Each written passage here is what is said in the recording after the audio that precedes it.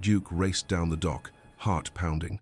With every step, the ship pulled farther away until he leaped across the gap, calling out in desperation, "The Duchy is dead to me until you return." But was it too late to undo the damage he'd done? Would Edith ever trust him again, or had he shattered their love beyond repair?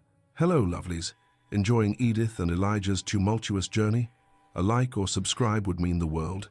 It helps me bring you more sweeping tales of love and betrayal from history's most scandalous moments. And please, tell me in the comments, where are you watching from? I read every note, and it truly brightens my day to hear from you. Southampton Docks, April 1824. The sea had no mercy. Lady Edith Ernest understood that now, standing at the rail of the SS Britannia as the ship pulled away from Southampton's crowded docks. The gap between vessel and shore widened with each passing second 3 feet, then 4, then 5, and with it, the distance between her past and whatever bleak future awaited her in America. The salt wind tore at her cream bonnet, whipping the ribbons against her throat like accusations. Her pale blue traveling gown, the finest thing she still owned, fluttered against the rail. In her gloved hands, she clutched a single leather valise. Everything she had been, Lady Edith Ernest, daughter of the Earl of Thornbury, once betrothed to a duke, had been reduced to this: one bag, one ticket, and a heart so thoroughly broken she wondered if it still beat at all. Around her, passengers crowded the deck, waving handkerchiefs at loved ones below, calling out final goodbyes. Children squealed with excitement. A woman wept into her husband's shoulder. Life, Edith thought bitterly, continued for everyone else. For her, it had ended 3 months ago in a drawing room in Mayfair, when the man she loved had looked at her with eyes of ice and said, "I will not have my name attached to a woman of questionable virtue." She forced herself to look away from the docks, away from England, away from everything she had lost. The grey waters of the Channel stretched before her, cold and indifferent, appropriate. Then the shouting began. At first, Edith thought it was just the typical chaos of departure dock workers calling instructions, sailors securing lines, merchants haggling over last-minute cargo. But this was different. This was panic. "Make way! Move!" The voice was raw, desperate, cutting through the cacophony of the port like a blade. Edith's hand tightened on the rail, but she did not turn. She would not look back. Looking back was what had nearly destroyed her the first time. "Stop that ship, Edith." Her breath caught. She knew that voice. It had haunted her dreams for 3 months, sometimes warm with the memory of what they'd had, more often cold with the memory of what he'd done. No, it couldn't be. Edith Ernest. Against every instinct of self-preservation, Edith turned. The Duke of Rendale had abandoned his carriage in the middle of the port road, the door still hanging open, his driver shouting protests that went unheard. Elijah Walter sprinted down the crowded dock as if demons pursued him, and perhaps they did, the demons of his own making. 2 hours, his mind screamed, as his boots pounded against the wooden planks. I've had 2 hours to undo 3 months of devastation, 2 hours since Viscount Harrington had stumbled into Rendale House, drunk and weeping, and confessed everything. 2 hours since Elijah's world had collapsed into a single, devastating truth. Edith was innocent. She had always been innocent. And he had been the architect of her ruin. "Out of my way!" he roared, shoving past a sailor rolling a barrel.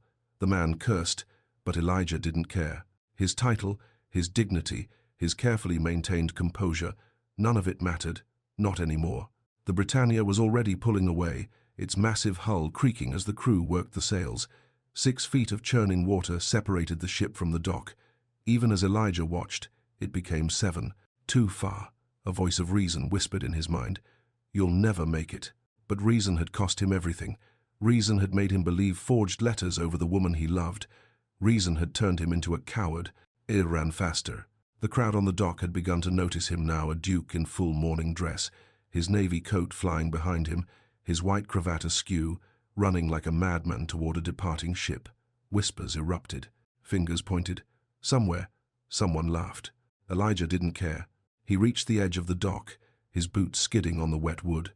The gap was 8 feet now, maybe 9. The water below churned dark and violent, slapping against the pilings with enough force to crush a man. He saw her. She stood at the upper rail, her pale blue gown bright against the grey sky, her hazel eyes wide with shock.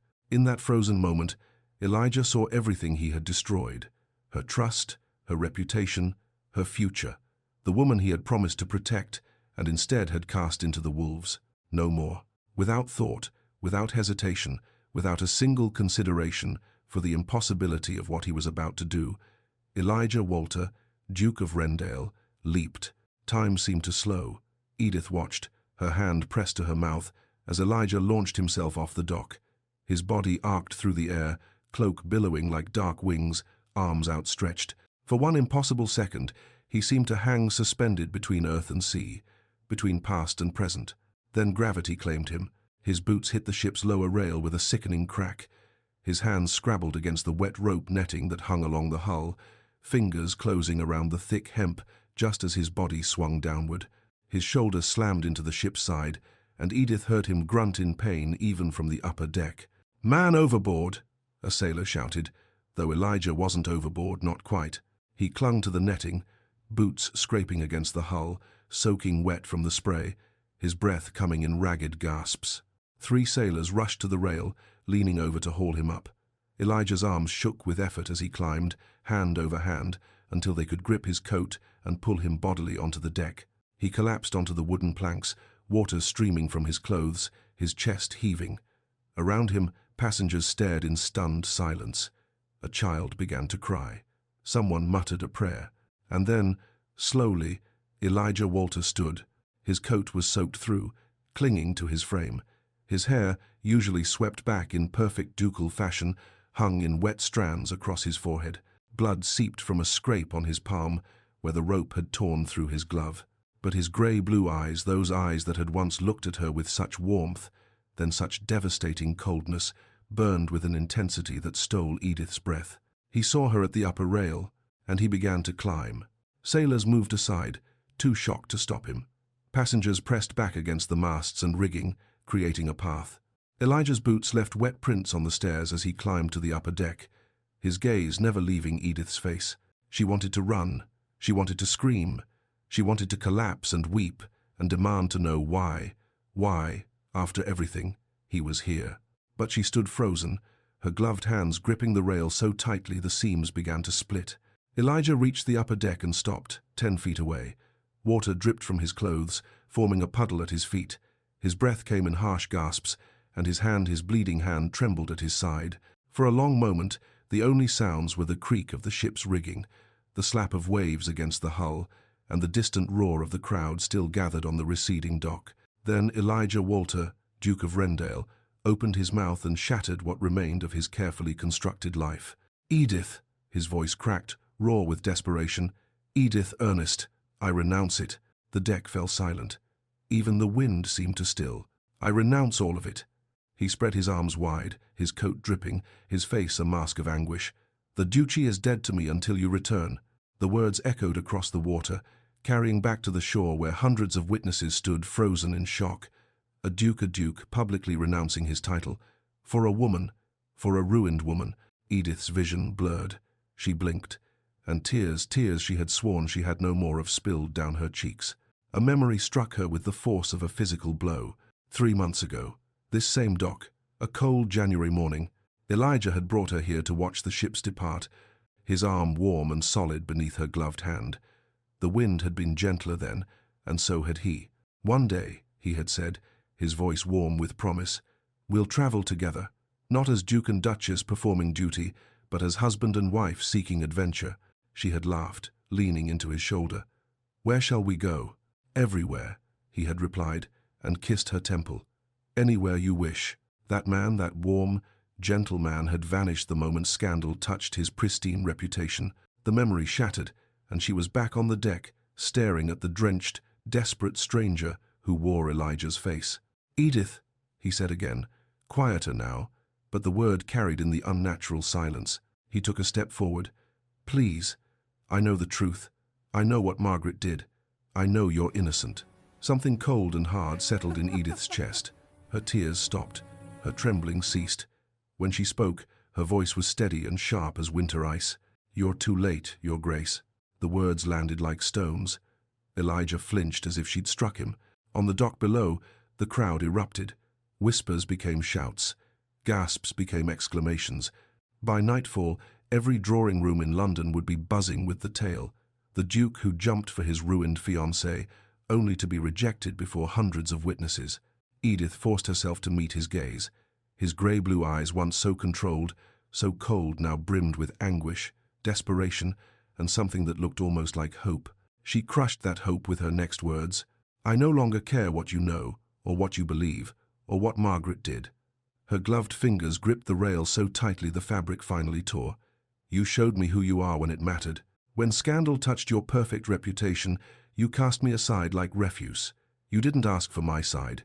You didn't investigate. You simply believed." "Edith." "No." The word cracked like a whip. Around them, passengers leaned closer, shameless in their eavesdropping. Edith didn't care. She was beyond shame, beyond ruin, beyond everything except the cold fury that had sustained her through 3 months of hell. "You believed I could betray you," she said, "that I could lie to you, that I could destroy everything we had for what? An affair with a married man? You looked at me, Elijah Walter, and you saw a stranger, someone capable of deception. I was wrong." His voice broke. "God help me, I was wrong." "Yes," Edith agreed, and her hazel eyes were dry now, burning with a cold fire. "You were. And now you expect me to forgive you because you've discovered the truth? Because you've made a grand gesture?" She gestured to his soaked coat, his bleeding hand. The ship still pulling away from England, though the captain had apparently ordered the vessel slowed, the crew unwilling to miss the spectacle unfolding on their deck. "You've ruined yourself for me," Edith said. "How very noble, how very dramatic. But you're too late, Your Grace." She turned her back on him, facing the open sea. Behind her, she heard Elijah take a shuddering breath. When he spoke again, his voice was barely above a whisper, but it carried in the silence. "Then let me be too late. Let me be ruined. But don't sail away believing I didn't love you. Don't sail away thinking you meant nothing." Edith closed her eyes. "What you loved," she said quietly, "was the idea of me. The perfect, biddable Lady Edith, who would give you heirs and cause no scandal. The moment I ceased to be perfect, your love vanished." "That's not true."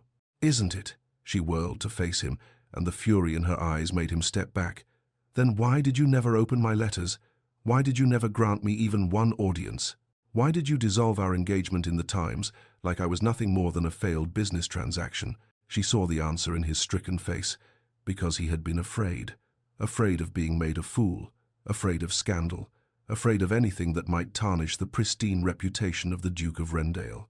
"You're too late," Edith repeated, and this time her voice was soft. "Final. Go home, Your Grace. Go back to your duchy. I'm sure it will comfort you far better than I ever could."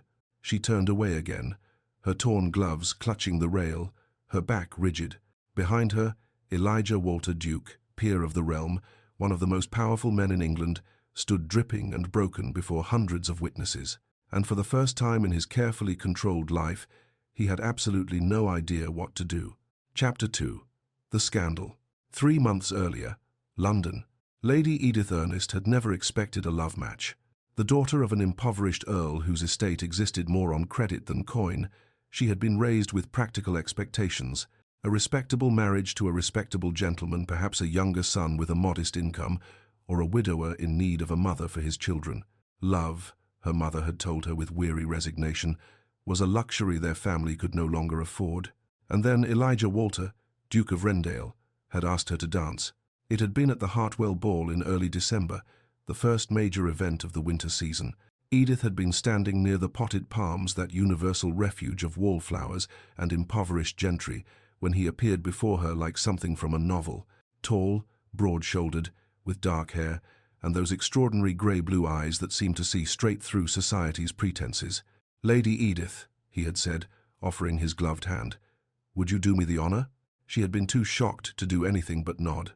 The waltz that followed had changed everything, not because of romance, not yet, but because of conversation. While other couples danced in strained silence or exchanged banal pleasantries about the weather, Elijah had asked her opinion on the reform bill currently being debated in Parliament. "Most ladies find politics tiresome," he had said, a challenge in his tone. "Most gentlemen find ladies' opinions inconvenient," she had countered. He had laughed a genuine, delighted sound, and from that moment Something had shifted between them. Their courtship became the talk of London, the Duke and the impoverished Earl's daughter. Duty and circumstance should have made it impossible, yet week after week, Elijah called at Thornbury House. He took her to the opera, where they argued about Mozart in hushed whispers, while society matrons glared their disapproval. He walked with her in Hyde Park, where she made him laugh with her acerbic observations about the Tun's more ridiculous members. "You're nothing like the simpering debutantes my mother keeps pushing at me," he had said one cold afternoon in early January, as they strolled past the Serpentine. "Should I simper more?" Edith had teased, batting her eyelashes in an exaggerated fashion. God, no. He had caught her hand, a scandalous gesture in public, even for an engaged couple, and his thumb had brushed across her glove. "I chose you, Edith, not for breeding or connections or dowry. I chose you." That night, lying in her narrow bed in her father's crumbling townhouse, Edith had allowed herself to believe in fairy tales, in love matches, in the possibility that a girl like her could marry a duke and live happily ever after. She had been such a fool. The package arrived at Elijah's solicitor's office on a grey Tuesday morning in late January. Mr. Pembroke, a thin man with wire-rimmed spectacles and the cautious demeanour of someone who had spent 40 years navigating the legal affairs of the aristocracy, received it from a messenger boy who vanished into the London fog before questions could be asked. The package was unremarkable: brown paper, sealed with ordinary wax, no identifying marks, but its contents were anything but ordinary. 3 letters, written in an elegant feminine hand on expensive cream stationery, each one signed simply E. Pembroke read them once, his face growing paler with each line. Then he read them again, this time making careful notes. By the third reading, his hand trembled slightly as he reached for his pen. "Your Grace," he wrote to the Duke of Rendale, "I must request your immediate attendance at my office on a matter of utmost urgency and discretion regarding your engagement to Lady Edith Ernest." Elijah arrived within the hour, his face set in the controlled expression he wore like armor in public. But Pembroke knew him well enough to see the slight tension in his jaw, the way his fingers drummed once against his thigh before stilling. "What is it, Pembroke?" Your note was cryptic. The solicitor gestured to the chair across from his desk. "You should sit, Your Grace." "I'll stand. What's this about?" Pembroke adjusted his spectacles. "A nervous habit. I received a package this morning, anonymous. It contains correspondence, allegedly written by Lady Edith." "Correspondence?" Elijah's tone sharpened. "What sort of correspondence?" In answer, Pembroke slid the 3 letters across the desk. Elijah read them standing, his face becoming progressively more rigid with each line. "My darling," the first letter began, "Thursday's meeting at the Garden Folly was far too brief. I think of nothing but your touch, the way you whispered my name when we were finally alone." The second letter detailed an alleged meeting at a coaching inn on the Dover Road.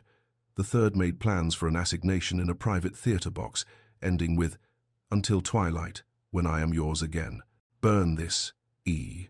Pressed between the pages of the second letter was a violet, dried and faded but still recognizable. Elijah set the letters down with controlled precision. "Where did you get these?" "Anonymous messenger. No return address, no identifying." "They're forgeries." Elijah's voice was flat, certain. "They must be." "Your Grace." Pembroke's tone was gentle, apologetic. "The handwriting matches samples I have of Lady Edith's correspondence. The stationery is consistent with what her family uses. And the violet. What about it?" "Lady Edith wore violets to the Pemberton ball last week. Multiple witnesses can attest to it. The locations mentioned the Kensington Garden Folly, the Dover Road coaching inn. These are all places Lady Edith has been seen, accompanied by her maid, in daylight, on perfectly innocent errands." But even as Elijah said it, doubt crept into his voice like poison. Pembroke removed his spectacles and cleaned them, buying time. "Your Grace, I must advise caution. If these letters are genuine, and if they become public knowledge, the scandal would be catastrophic." Elijah finished the thought, his voice hollow. "Not just for you, but for the lady herself. The question is, what do you wish to do?" Elijah stood motionless for a long moment, staring at the letters. 3 pieces of paper that could destroy everything: his engagement, Edith's reputation, his own standing as a man of honor who had chosen unwisely. When he finally spoke, his voice had become the cold, flat tone of a duke making a business decision. Summon Lord Thornbury. The engagement is dissolved. Edith learned of her ruin from her father. She had been in the morning room of Thornbury House, responding to wedding invitations, when the Earl burst through the door like a storm made flesh. "What have you done?" The pen fell from her hand, spattering ink across the ivory cardstock. "Father, what?" "The Duke has dissolved the engagement." Her father's face was purple with rage. "Dissolved it? No explanation, no warning, just a curt summons to his solicitor's office, where I was informed that my daughter is no longer fit to be the Duchess of Rendale." The world seemed to tilt. Edith gripped the edge of the writing desk, her knuckles white. There must be some mistake. Elijah would never. "Elijah?" Her father's laugh was bitter. "He's the Duke, girl, not Elijah. And he's made it clear he wants nothing more to do with you. What did you do? Did you disgrace yourself? Compromise your virtue? Because I swear by God, if you've ruined this family's one chance at—" "I did nothing," Edith's voice cracked. "I have no idea what you're talking about." But her father was beyond listening. He raged for 20 minutes about her ingratitude, her stupidity, her failure, and through it all, Edith sat frozen, trying to understand how the man who had held her hand in Hyde Park just 3 days ago could simply cast her aside without even a word of explanation. That evening, the notice appeared in the Times. "The Duke of Rendale regrets to announce the dissolution of his engagement to Lady Edith Ernest, effective immediately." 23 words. That was all it took to destroy her life. The whispers began immediately. At first, they were veiled, the kind of speculation that society trafficked in like currency. But without any explanation from the Duke, imagination filled the void. By the end of the week, the rumors had solidified into accepted fact. Lady Edith Ernest had been caught in an affair, with whom varied depending on the source, but the affair itself became an unquestioned truth. Invitations stopped arriving. Former friends crossed the street to avoid her. At the modiste's shop where she went to cancel her wedding trousseau, the shopgirl literally turned her back. Her mother wept constantly, a ghost drifting through the halls of their townhouse. Her father alternated between rage and stony silence. And Elijah said nothing, did nothing. The man she had thought she loved simply vanished from her life as completely as if he had never existed. Edith wrote to him. 5 letters in total, each one more desperate than the last. "Please, Elijah, tell me what I've done. Let me defend myself. I don't understand. Your Grace, I beg you for one audience. There has been some terrible mistake. Whatever you believe about me, it's not true. I swear on my mother's life, I have done nothing wrong." None of the letters received replies. She didn't know that they had never been opened, that Elijah's secretary had burned them on orders to cease all contact with the Ernest family. She only knew that the man she loved had looked at her and found her wanting, and hadn't even cared enough to tell her. Why? Present day, the ship's deck. "You're too late," Edith said again, and the memory of those 3 months, the humiliation, the isolation, the slow death of hope, hardened her voice to steel. Elijah stood before her, dripping and desperate, and she felt nothing. Or rather, she felt everything at once, rage and grief, and a bitter, poisonous satisfaction that he was finally suffering even a fraction of what she had endured. "I didn't know," he said, his voice raw. "Edith, I swear to you, I thought the evidence was—" "Evidence?" She turned to face him fully, and her hazel eyes blazed. "What evidence?" "The letters. The letters you allegedly wrote to Viscount Harrington. Margaret forged them, planted evidence, bribed servants." "Letters?" Edith's voice rose. "You believed letters over me? Over everything we had? I saw the handwriting, the locations you'd been, the pressed flower, and it never occurred to you to simply ask me.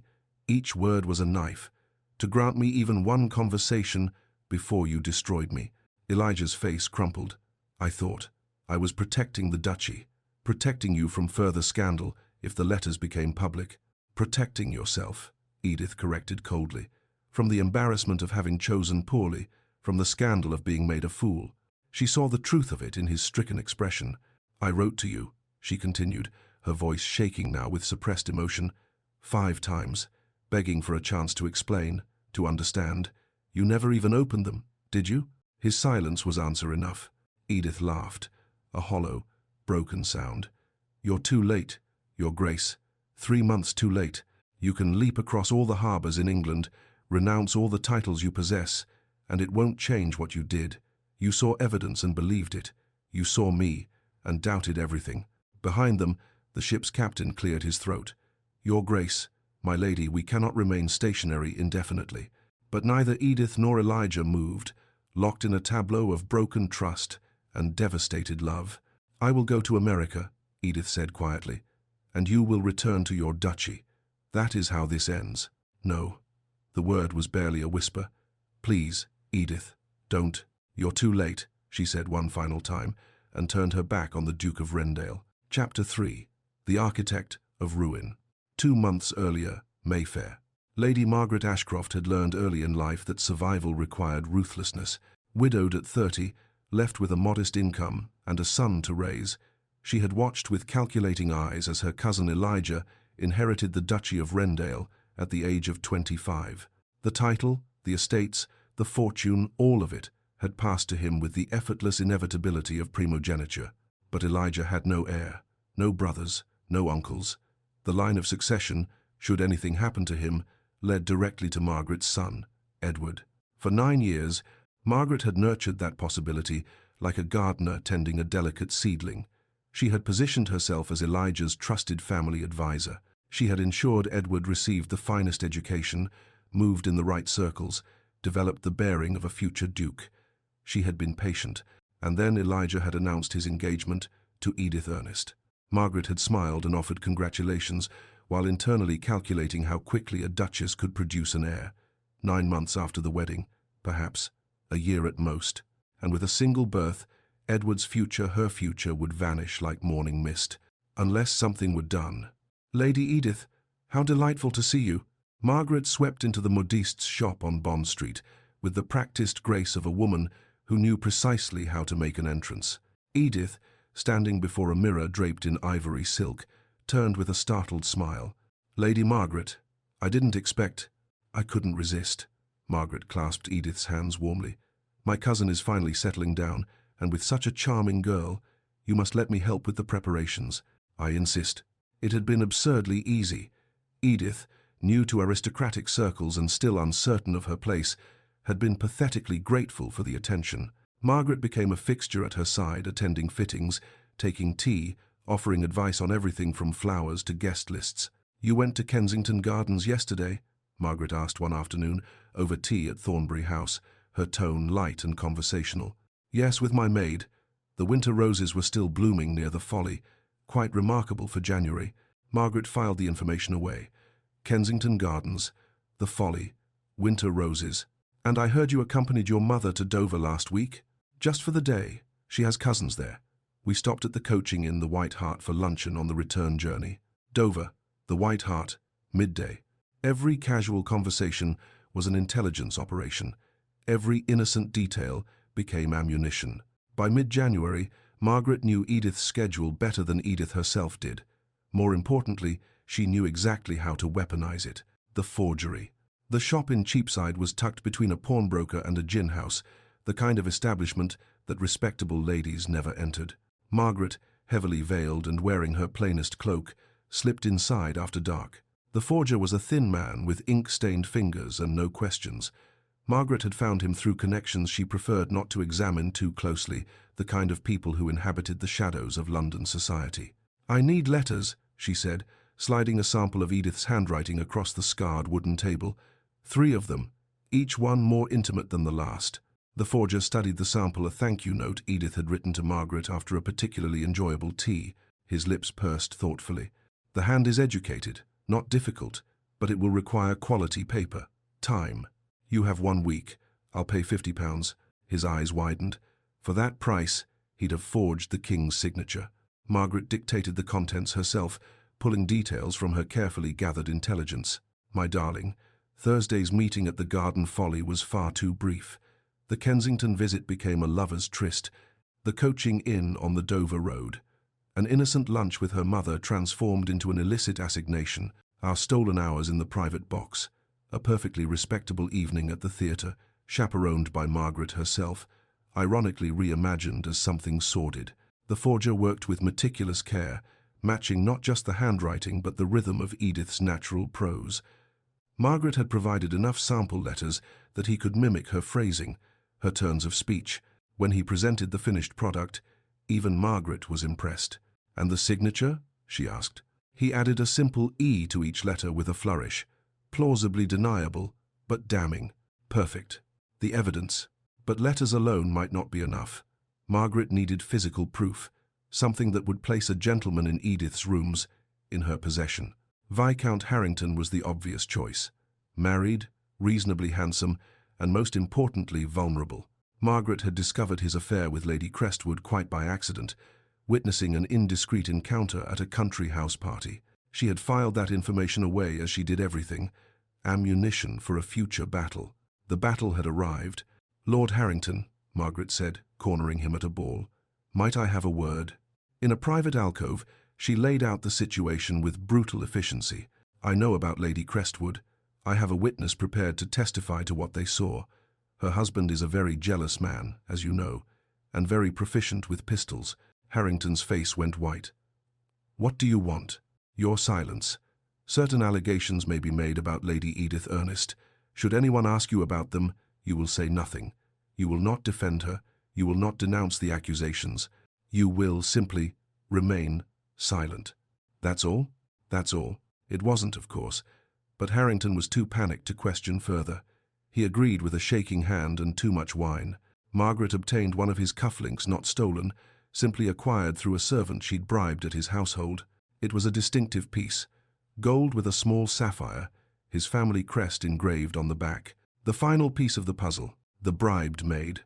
Clara had been Edith's lady's maid for 3 years. She was loyal, competent, and Margaret had discovered desperately in debt. £50, Margaret said, meeting the girl in a tea shop far from Mayfair. "For one small service." Clara's hands trembled around her cup. "What service?" "You will place this cufflink in Lady Edith's sitting room, somewhere visible but not obvious, perhaps beneath a cushion, as if it had fallen there. And you will mention, in the hearing of other servants, that you've noticed a gentleman caller at odd hours. You needn't name him, just mention it." But Lady Edith would never. £50, Margaret repeated. "That's enough to clear your father's debts, is it not? To save your family from debtor's prison?" Clara took the money. She hated herself for it, but she took it. The cufflink was planted the next day. The whispers began among the servants immediately after, spreading like wildfire through the interconnected network of London's household staff. By the time the forged letters arrived at the solicitor's office, the groundwork was already laid. The whispers gave the letters credibility. The cufflink gave them physical proof. And Elijah, bound by duty and terrified of scandal, did exactly what Margaret had predicted. He believed the evidence over the woman. Margaret's victory should have been absolute. The engagement was dissolved. Edith was ruined. Elijah showed no signs of seeking another bride. Edward's position as heir was secure, but she had underestimated one variable: Viscount Harrington's conscience. The man was weak, but he wasn't entirely without feeling. As the weeks passed and he watched Edith's name dragged through the mud, watched her family retreat from society, watched the light die in her eyes at the few public events she still dared to attend, something in him began to crack. He started drinking more, sleeping less. His affair with Lady Crestwood soured. She found him maudlin and tiresome. "You destroyed that girl," she said one night, pulling away from his embrace. "Everyone knows the Duke dissolved the engagement because of her affair with you. Whether it's true or not hardly matters now." "It's not true," Harrington whispered. "Then why don't you say something?" Because he was a coward. Because Margaret's threats still hung over him like a blade. But cowardice, he was discovering, had its own special torment. 2 hours before the ship, Viscount Harrington arrived at Rendale House at 6:30 in the morning, dishevelled and reeking of gin. The butler tried to turn him away, but Harrington pushed past him with the desperate strength of a man who had finally reached his breaking point. "I must see the Duke. I must see him now." Elijah was in his study, reviewing shipping manifests over coffee, when his butler announced the unexpected visitor. "Harrington? At this hour?" The Viscount stumbled into the study, his cravat askew, his eyes red-rimmed and wild. "Your Grace, I can no longer bear this. I must tell you—" "Sit down before you fall down, man." Elijah gestured to a chair, his expression more irritated than concerned. "What the devil is the matter with you?" "Lady Edith." Harrington collapsed into the chair. "Lady Edith is innocent." The study went very quiet. Even the fire seemed to still. "What did you say?" Elijah's voice was dangerously soft. "The letters, the affair, all of it was fabricated. By your cousin, Lady Margaret." The words tumbled out in a rush, as if saying them quickly might lessen their weight. "She discovered my affair with Lady Crestwood. She threatened to expose me, unless I remained silent about the false accusations against Lady Edith." Elijah set down his coffee cup with such careful precision that it didn't make a sound. "You're drunk." "I am. But I'm also telling you the truth." Harrington pulled a crumpled letter from his pocket. "Margaret wrote this to me. Instructions, threats. It's all here." Elijah snatched the letter and read it by the morning light. Margaret's handwriting, Margaret's seal, Margaret's words outlining the entire conspiracy. "You will say nothing about the allegations against Lady Edith. Should anyone ask, you will confirm that she visited you, that you were close. Your affair with Lady C will remain our secret, provided you cooperate." The paper crumpled in Elijah's fist. "The cufflink," his voice was hollow, "planted by Lady Edith's maid. Margaret bribed her. The letters were forgeries, hired some forger in Cheapside, from what I understand. And Harrington's voice broke, "I said nothing. I let an innocent woman be destroyed because I was too much a coward to face my own scandal." Elijah stood slowly, his face drained of all color. The room tilted slightly. He gripped the edge of his desk. "When did this happen?" "Margaret approached me in mid-January, before the letters were delivered to your solicitor, and you've known for 3 months. The words were frost. "For 3 months, you've watched Lady Edith's reputation be destroyed, watched her family suffer, and you said nothing." "I'm saying it now." Harrington stood, swaying slightly. "I know I'm damned for my cowardice, but you should know, you deserve to know that lady is innocent. She has always been innocent." Elijah's mind raced, memories cascading with horrifying clarity. Edith's letters, unread and burned, her protestations of innocence, ignored, the confusion and hurt in her hazel eyes the last time he'd seen her, at the opera, before she'd fled his cold stare. "Where is she now?" Elijah asked. "I don't know. I heard there are rumors she's leaving London, leaving England entirely." Elijah strode to the door and bellowed for his butler. "Find out where Lady Edith Ernest is, now." It took 20 minutes, 20 minutes that felt like 20 years, 20 minutes during which Elijah stood motionless in his study, staring at Margaret's letter, understanding with devastating clarity what he had done. He had destroyed the woman he loved, not through cruelty or malice, but through doubt, through cowardice, through choosing reputation over trust. The butler returned, breathless. "Your Grace, Lady Edith is at Southampton. She boards a ship for America this morning, the SS Britannia. It departs at 8 o'clock. Elijah checked his pocket watch. 7:45. "Ready the fastest carriage. We ride now." "Your Grace," Southampton is 40 miles. Now, as he ran from his study, he heard Harrington call after him, "Your Grace, what will you do about Lady Margaret?" "She can wait," Elijah shouted back. "Edith cannot." Chapter 4. The Unraveling. Wrendale House, 2 hours before departure. Harrington's crumpled letter lay on Elijah's desk like a piece of evidence at a trial which, in essence, it was. A trial where Elijah stood as both judge and accused. "Get out," Elijah said quietly, his eyes still fixed on Margaret's handwriting. "Before I forget, you came here to confess, and remember only that you stayed silent for 3 months." Harrington stumbled from the study, his relief at unburdening his conscience tempered by the cold fury in the Duke's voice. The moment the door closed, Elijah's carefully maintained composure shattered. He swept his arm across the desk, sending papers, inkwell, and coffee cup crashing to the floor. The porcelain shattered, black liquid spreading across the Persian rug like a stain of guilt. 3 months. For 3 months, Edith had lived under the weight of accusations she couldn't even defend against, because no one, least of all him, had bothered to ask for her side. For 3 months, she had been cut, whispered about, turned away from shops and drawing rooms, while he had gone about his ducal business with the satisfaction of a man who had narrowly avoided a disastrous marriage, except he hadn't avoided anything. He had simply destroyed the only woman he'd ever loved. A knock at the door made him spin around, rage still hot in his veins. His secretary, Mr. Howell, entered with the cautious air of a man approaching a wounded animal. "Your Grace," I heard a disturbance. "Lady Edith's letters." Elijah's voice was deadly calm now, which was somehow worse than his earlier fury. The ones she sent after the scandal. Where are they? Howell's face went the color of old parchment. Your Grace. Answer me, Howell. Where are the letters Lady Edith sent to me in February? The secretary's throat worked convulsively. I disposed of them, Your Grace. You had ordered all contact with the Ernest family to cease, and I thought— You thought? Elijah advanced on the man. You took it upon yourself to destroy personal correspondence addressed to me? On whose authority? Your Grace, you were quite clear that I ordered you to stop arranging meetings, to return any gifts still in our possession. I never authorized you to destroy letters addressed to me personally. Each word was a hammer blow.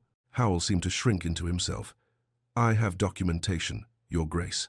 A note recording the disposal, as per household protocol. Show me. With trembling hands, Howell led him to the library. From a drawer in the writing desk, he produced a small wooden box. Inside were ashes, fine, grey, utterly final, and 5 wax seals, melted and deformed but still bearing the Ernest family crest. 5 letters. She had written to him 5 times, and every single one had been burned without his knowledge. Beside the ashes lay a note in Howell's meticulous handwriting. Correspondence from Lady Edith Ernest. Disposed of as per instructions to cease all contact with the Ernest family, the 3rd of February 1824. Elijah lifted one of the melted seals, the wax still bearing the faint impression of a rose, the Ernest family symbol. It was warm from being enclosed, as if the letter had just been sealed, as if Edith's fingers had just pressed it closed. What did they say? He asked, his voice hollow. Your Grace? The letters, before you burned them. What did they say? Howell looked genuinely stricken. I didn't read them, Your Grace. It would have been improper. I simply saw they were from Lady Edith, confirmed they should be disposed of per your orders, and burned them unread. Of course, even in destruction, proper protocol had been observed. Elijah sank into the chair by the fireplace, still holding the box of ashes. The morning sun streaming through the windows seemed obscenely cheerful, illuminating the physical remains of Edith's desperate attempts to reach him. He could imagine what she'd written, the progression from confusion to pleading to desperation to, finally, cold acceptance. Elijah, please, I don't understand what's happened. Let me see you. Let me explain. Your Grace, I am begging you for one audience. Whatever you believe about me, it isn't true. I don't know what I've done to deserve this, but I swear on everything I hold sacred that I am innocent. Why won't you answer me? Why won't you even grant me the dignity of an accusation I can address? And finally, I understand now. You never truly knew me at all. Get out, Howell, Elijah whispered, and send for my solicitor. Immediately. Your Grace, if I may. Now. Pembroke arrived within the hour, his expression grave. He'd clearly heard about Harrington's early morning confession. News travelled fast in London's legal circles. Your Grace. He set his leather case on the desk with careful precision. I came as soon as I received your summons. The letters you showed me in January, the ones allegedly from Lady Edith, where are they now? Pembroke produced them from his case, 3 pieces of cream stationery, still bearing that elegant, damning script. Elijah spread them across his desk, studying them with fresh eyes. The handwriting was good, excellent, even. But now that he was looking for forgery rather than confirmation of his worst fears, he could see the tiny inconsistencies, the slightly too careful formation of certain letters, the unnatural consistency of the script, as if someone had been painstakingly copying rather than writing naturally. I need the name of the best handwriting expert in London, Elijah said. Someone who can confirm these are forgeries. Your Grace, even if they are forgeries, the damage to Lady Edith's reputation can be undone, will be undone. I'll proclaim her innocence from the floor of Parliament if I have to. He looked up, his grey-blue eyes blazing. But first, I need proof. Incontrovertible proof that these letters are false. Pembroke nodded slowly. There's a man, Mr. Ashworth, who has testified in several fraud cases. He's considered the foremost expert on questioned documents in England. Retain him. Today. Whatever his fee, pay it. Your Grace, such an investigation will take time. Then he can begin after I return from Southampton. Elijah checked his pocket watch. 7:20. Lady Edith boards a ship for America this morning. I intend to stop her. Pembroke's eyebrows rose. Your Grace, Southampton is 40 miles, yes, I'm aware. Elijah was already moving toward the door. I also need you to begin proceedings against Lady Margaret Ashcroft. Fraud, conspiracy, whatever charges apply. And locate the maid Clara, I believe her name is. She was bribed to plant evidence. I want a full confession. Your Grace, this is highly irregular.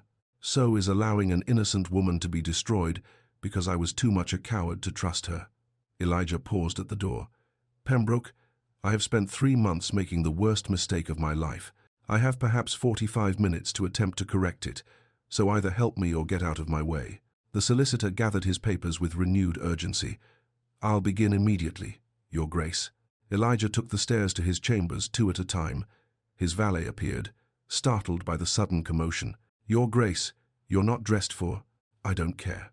Elijah yanked open the top drawer of his desk, his hands moving with desperate purpose. Where is it? Where? His fingers closed around a small velvet box. The betrothal ring. He had commissioned it in December, spending hours with the jeweler to find the perfect stone. The sapphire had to be exactly right, deep blue, with veins of gold that caught the light. The precise shade of Edith's eyes when she laughed at something he'd said. The setting was delicate platinum, with tiny diamonds forming a crown around the central stone. Fit for a duchess, fit for his duchess. He'd planned to present it to her on Christmas Eve, in front of her family's fire, while snow fell softly outside and the future stretched before them like an unwritten book. Instead, it had sat in his drawer for 4 months, a monument to his failure, a symbol of everything he'd destroyed with his doubt. He opened the box. The sapphire caught the morning light, throwing blue shadows across his palm. Your Grace, his valet tried again.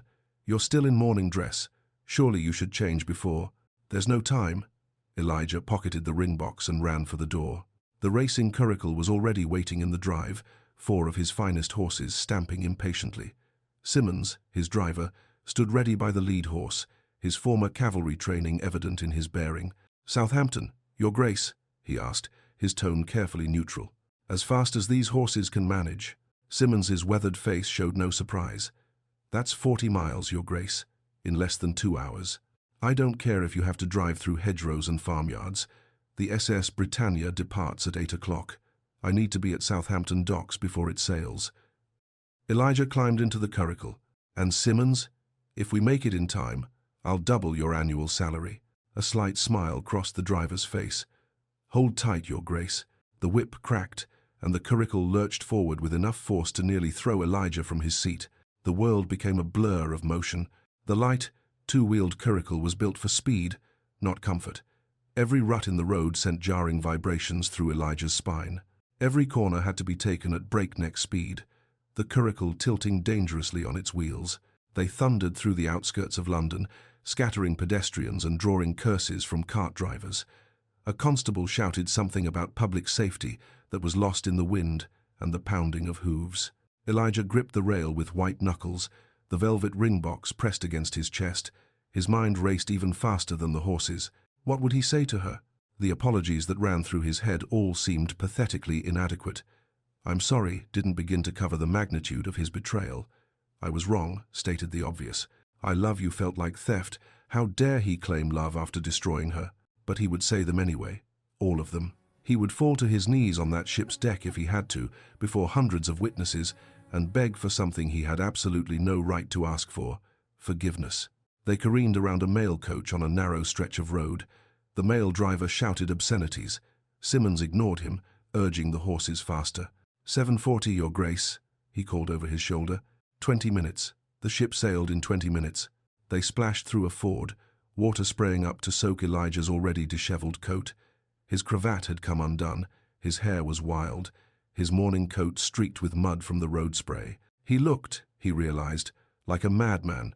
Good. A madman was probably what this situation required. The countryside flew past fields and farms and villages that blurred into insignificance.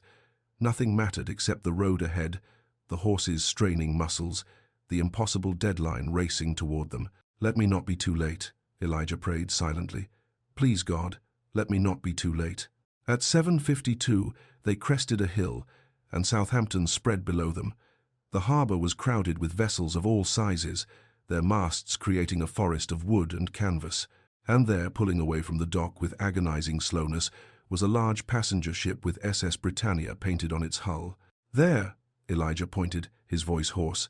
Even from this distance, he could see the gap of dark water widening between ship and dock. 6 feet, 7. "She's already underway, Your Grace," Simmons said, but he was already urging the horses into a final desperate sprint down the hill toward the harbor. The curricle's wheels left the ground at every bump. Elijah was certain they would overturn, certain the horses would stumble, certain everything would end in a tangle of wood and horseflesh and shattered bones. They didn't. At 7:57, Simmons hauled on the reins, bringing the lathered, heaving horses to a sliding stop in the middle of the port road. The curricle's wheels locked, skidding across the cobblestones, sending up a shower of sparks. Elijah didn't wait for it to fully stop. He leaped from the moving vehicle and ran, past startled sailors hauling cargo, past merchants arguing over manifests, past stacks of crates and coils of rope and barrels of tar. His boots pounded against the wooden dock, his breath tearing in his lungs, his vision narrowing to a single point ahead, the Britannia. Already 8 feet from the dock, 9. The water churned between ship and shore, dark and violent and impossible. And there at the upper rail, in a pale blue traveling gown, her cream bonnet ribbons whipping in the wind, was Edith. Edith! His voice tore from his throat, raw and desperate and utterly exposed. Heads turned all along the dock. Passengers on the ship's deck looked around, searching for the source of the commotion. Edith turned. For one frozen moment, their eyes met across the widening gap. Her hazel eyes went wide with shock, disbelief, something that might have been hope before it was ruthlessly crushed. The gap was 10 feet now. 11. Impossible. Elijah didn't care about impossible. He'd spent 3 months living in a hell of his own creation. What was one more impossibility? He ran to the very edge of the dock, his boots skidding on the wet wood, and without thought, without calculation, without a single moment of the careful deliberation that had defined his entire life, he jumped. Time seemed to slow. The wind caught his coat, turning it into dark wings. The water churned below, ready to swallow him. The ship's hull loomed before him, wet and slick and impossibly far. His boots hit the lower rail with a crack that sent pain shooting through his ankles. His hands scrabbled for purchase on the wet rope netting that hung along the hull. For one terrible second, he felt himself slipping, felt gravity claiming him for the dark water below. Then his fingers closed around the thick hemp, and he held on. Sailors hauled him aboard, their faces showing a mixture of shock and admiration. Passengers crowded the rail, pointing and whispering. Water streamed from Elijah's coat, pooling at his feet. He staggered upright, breathing hard, and looked up. Edith stood at the upper rail, frozen in place, her gloved hands gripping the wood so tightly the fabric had torn. Her face was pale, her eyes bright with unshed tears. And in that moment, Elijah understood with devastating clarity that the jump had been the easy part. Now came the truly impossible task, convincing the woman he'd destroyed that he deserved one more chance. He climbed the stairs to the upper deck, water squelching in his boots, his ruined coat hanging heavy on his shoulders. The crowd parted before him, creating a path to where Edith stood rigid and furious and heartbroken. 10 feet away, he stopped. Edith Ernest. His voice rang across the deck, across the water, back to the crowded dock where hundreds of witnesses stood frozen. "I renounce it. I renounce all of it. The Duchy is dead to me until you return." The words hung in the air, impossible to take back, witnessed by hundreds. A duke renouncing his birthright, for a ruined woman, for love. And Edith, beautiful, wounded Edith, looked at him with eyes full of tears and fury, and something that might have been the ghost of the love they'd once shared. "You're too late, Your Grace," she said, her voice steady and cold and absolutely final. But Elijah was already moving forward, his hand reaching into his coat pocket for the small velvet box that had waited 4 months for this moment. Too late or not, he was here, and he would fight for her until his last breath, even if the battle was already lost. Chapter 5. The Confrontation. The crowd on deck formed a wide circle around them, as if witnessing a duel which, in a way, they were. Not with pistols or swords, but with words that would wound far deeper than any blade. Elijah stood dripping at the base of the stairs leading to the upper deck, his chest heaving, his grey-blue eyes locked on Edith's frozen figure above. Water pooled at his feet, mixing with the salt spray that misted across the deck. His carefully maintained ducal composure had drowned somewhere in the harbor, All that remained was raw, desperate honesty. He climbed the stairs slowly, each step feeling like approaching the gallows. The crowd pressed back against the masts and rigging, their whispers falling silent as they watched the Duke ascend toward the woman he'd destroyed. Edith stood rigid at the upper rail, her back to the open sea, the wind whipping her pale blue skirts. Her cream bonnet had come partially loose, allowing strands of chestnut hair to escape and dance around her face.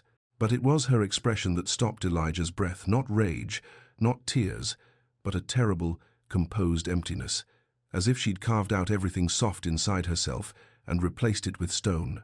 He reached the upper deck and stopped 10 feet away, suddenly uncertain. In all his desperate planning during the race to Southampton, he hadn't considered this moment, standing before her with hundreds of eyes watching, trying to find words adequate to the magnitude of his betrayal. Edith. Her name came out hoarse, broken.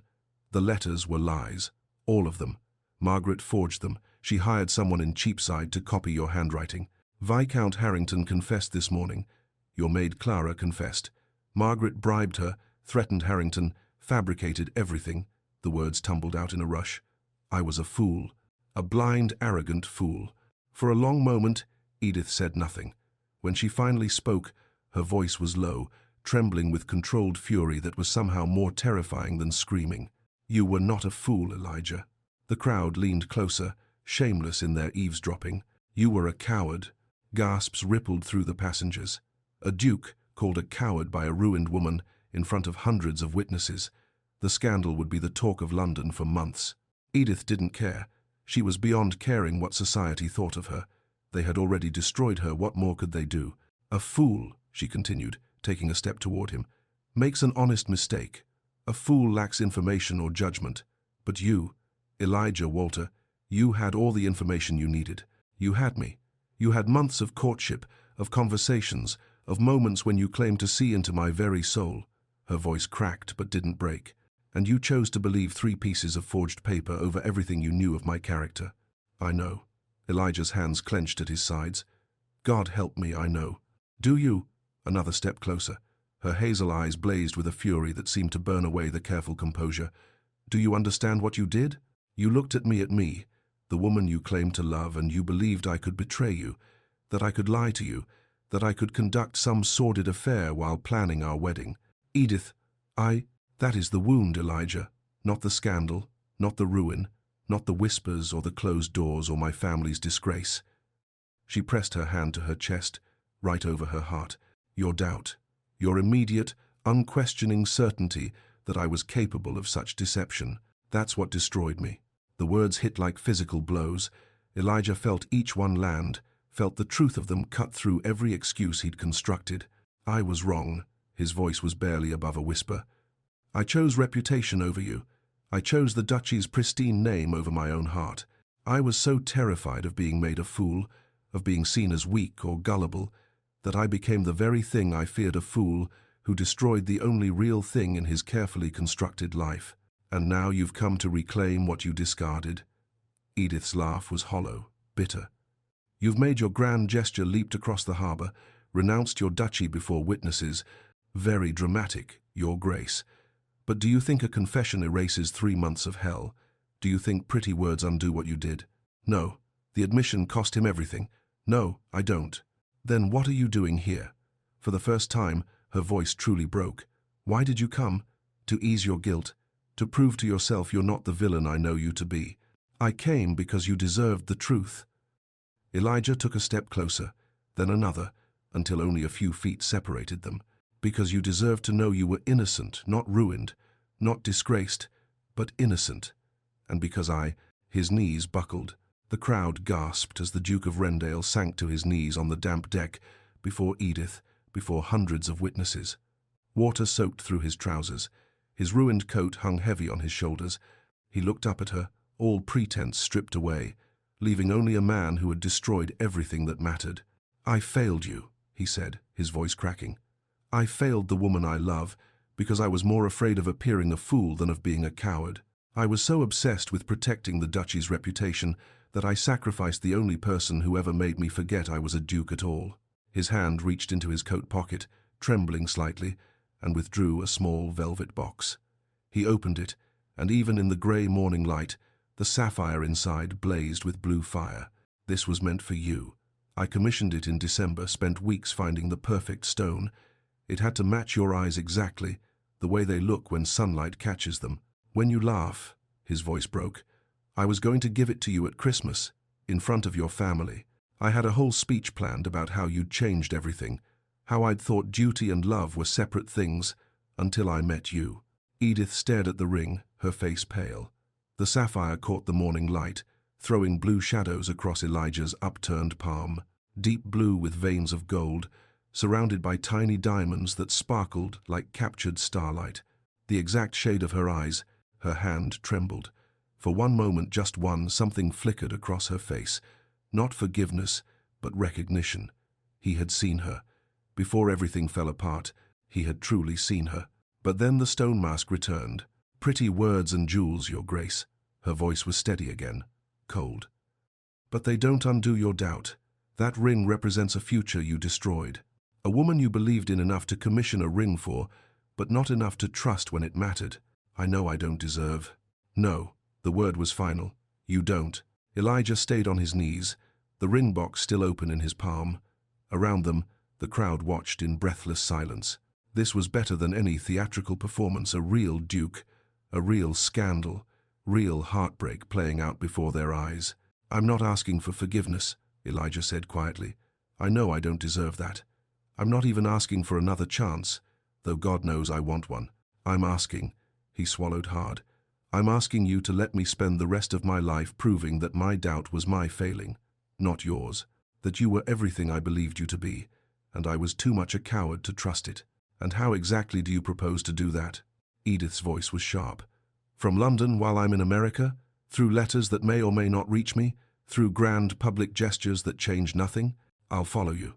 The words came without thought, without calculation. To America, to the ends of the earth, wherever you go. I'll resign my seat in Parliament. I'll turn the Duchy over to stewards. I'll make way. Official business. The shout from the dock below cut through the tension like a knife. All heads turned toward the shore, where a constable in a dark uniform was pushing through the crowd, waving something above his head. Stop this vessel. I have urgent business with the Duke of Rendale. The ship's captain, who had been watching the drama unfold with his arms crossed, nodded to his first mate. Drop anchor. Let's hear what the constable wants. The anchor chain rattled. The ship, which had been drifting slowly away from the dock, came to a halt. Sailors scrambled to lower a rope ladder for the constable, who climbed aboard with the agility of someone accustomed to such maneuvers. He reached the upper deck, breathing hard, his face flushed. Your Grace. He bowed stiffly to Elijah, who was still kneeling before Edith. Forgive the intrusion, but I have news of significant importance. Elijah rose slowly to his feet, the ring box still clutched in his hand. Speak. The constable pulled a rolled document from his coat, an official warrant, sealed with wax. Lady Margaret Ashcroft has been arrested this morning at her London townhouse on charges of fraud, conspiracy, and perjury. The evidence against her is substantial. She has confessed. A collective gasp ran through the crowd. Whispers erupted like wildfire. She confessed? Elijah's voice was sharp. When confronted with testimony from Viscount Harrington and the maid Clara, along with the forger's signed statement, yes, Your Grace, we located the forger, Lady Margaret confessed to the entire scheme. The forged letters, the planted evidence, the blackmail. The constable's gaze shifted to Edith. Lady Edith Ernest is officially cleared of all allegations. The charges against her character are hereby declared false and malicious. The deck erupted. Passengers exclaimed, sailors muttered, and somewhere in the crowd, a woman began to clap. Others joined, a smattering of applause that seemed absurd given the circumstances. Edith stood frozen, her hand still gripping the rail. Her innocence, which she had known all along but couldn't prove, was now official, public, witnessed by hundreds and backed by legal documentation. She should have felt relief, vindication, victory. Instead, she felt nothing but a hollow ache.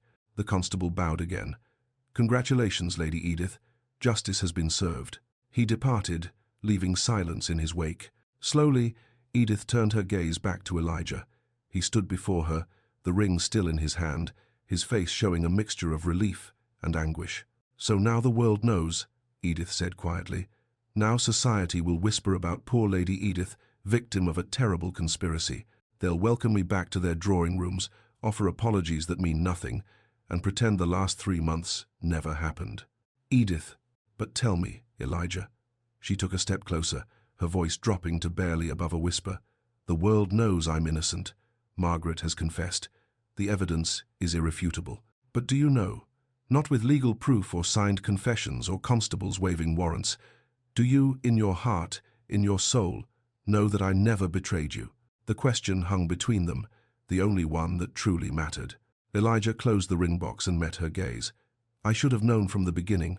I should have trusted what we had over what some letters claimed. But yes, Edith, I know. Not because of Margaret's confession or Harrington's testimony. I know because I finally stopped being afraid of trusting you and started being terrified of losing you. 3 months too late. But there was less steel in her voice now, more exhaustion. I know, Elijah said again, but I'm here anyway. Too late, too ruined, too desperate. But here, around them, the crowd waited, breathless, for Edith's response. She looked at the ring box in his hand, at the man kneeling in spirit if not in body, at the future that had been stolen and might impossibly be reclaimed. I need time, she finally said. Not yes, but not no. It was more than Elijah deserved, and he knew it.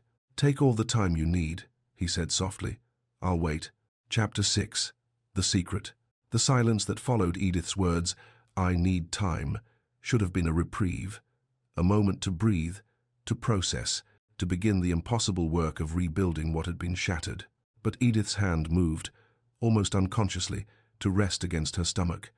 Just for a moment, a brief, protective gesture that she tried to disguise by adjusting her shawl.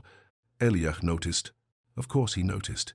He had spent months learning to read her, every gesture, every expression. He knew when she was nervous by the way she worried the edge of her glove. He knew when she was pleased by the slight upturn at the corner of her mouth. And he knew, God help him, he knew what that particular gesture meant. The color drained from his face. Edith. She saw the recognition in his eyes, and her own hand stilled, trapped against the fabric of her traveling gown. There was no taking it back now, no hiding what she had tried so desperately to keep secret. You are too late, Your Grace. Her voice was steady, but beneath it ran a current of something fierce and protective and utterly final. I carry your child. The deck, which had been alive with whispers and movement, fell absolutely silent. Even the wind seemed to still, the sails hanging limp as if the elements themselves were holding their breath. Elijah's face transformed. Shock first, his eyes widening, his lips parting on words that wouldn't come. Then anguish, devastating and complete, as he understood the full weight of what she'd just revealed. And finally, breaking through everything else, a fierce protectiveness that made him take an instinctive step forward before he caught himself. A child, the words came out barely above a whisper. Our child. Yes. Edith's chin lifted, defiant despite the tears now threatening at the corners of her eyes. Conceived before the scandal, before your letters, before you decided I was a woman of questionable virtue. Around them, the crowd erupted in fresh whispers. This was beyond scandal now, this was dynastic. An heir to the Duke of Rendale, carried by a woman he'd publicly cast aside. Elijah seemed not to hear them. His entire focus was on Edith, on the hand still resting protectively against her stomach. When, his voice cracked, when did you know? Flashback 1 week, after the scandal. Edith had realized in the worst possible way, waking at dawn with nausea so violent she barely made it to the basin. Her mother, hearing the sounds of distress, had come to her room with a knowing look and careful questions. How long has it been since your last courses, dear? Edith had counted backward with trembling fingers. 6 weeks. 7. She'd been so consumed with the scandal, with Elijah's rejection, that she hadn't noticed the absence of something so fundamental. The physician, her mother, summoned a discreet man who attended many desperate families, had confirmed what Edith already knew in her bones. You're with child, Lady Edith, perhaps 2 months along. 2 months, which meant the child had been conceived in late December, during those final perfect weeks before everything shattered, before forged letters and cold dismissals and the death of every dream she'd dared to have. She'd sat in her room after the physician left, one hand pressed to her still flat stomach, and tried to decide what to do. She could tell Elijah, should tell him he was the father, after all. He had a right to know. But then she imagined the conversation, imagined presenting herself at Rendale House, being granted an audience through the intervention of servants who looked at her with pity or contempt. Imagined standing before him and saying, "I carry your child." And she imagined his response. Another lie. Another manipulation. Whose bastard is it really, Lady Edith? Harrington's? The thought had been enough to make her physically ill again. No, she wouldn't give him another reason to doubt her. Wouldn't give him the satisfaction of rejecting both her and their child. Wouldn't watch him calculate whether the timing made the child legitimate or whether the scandal made it suspect. She would go to America. She would raise the child alone. And Elijah Walter, Duke of Rendale, would never know that he'd destroyed not just a woman, but a family. Back to present the ship's deck. I realized a week after you dissolved the engagement. Edith's voice was carefully controlled. I was unwell one morning, my mother suspected. A physician confirmed it. A week. Elijah's voice was hollow. You've known for nearly 3 months. Yes. And you didn't tell me. No. The word was sharp, defensive. Did you think I would come to you with this news? So you could believe it was another man's? So you could add liar to adulteresses in your ledger of my sins? Edith, no, I would never. You would. She cut him off, her voice rising. You did. You believed the letters without question. You believed I was capable of betraying you, of conducting an affair while planning our wedding. Why would this be any different? Why wouldn't you assume the child was Harrington's, or some other imaginary lover's? The accusation landed like a physical blow. Elijah's face crumpled because he knew they both knew she was right.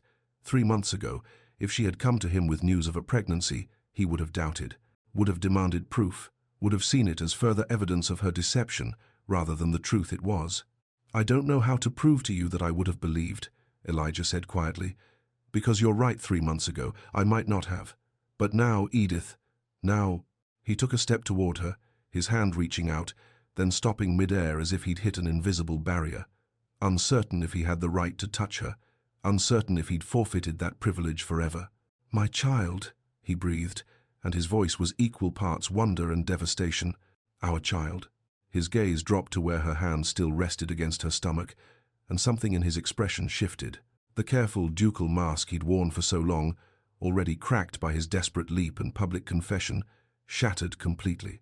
If you sail, he said, his voice breaking, you sail with my heart, my air, and my every reason to wake each morning. Your heir. Edith's laugh was bitter. Is that what matters to you? The continuation of the precious Rendale line? No. The word was fierce, absolute. Damn the Rendale line. Damn the Duchy.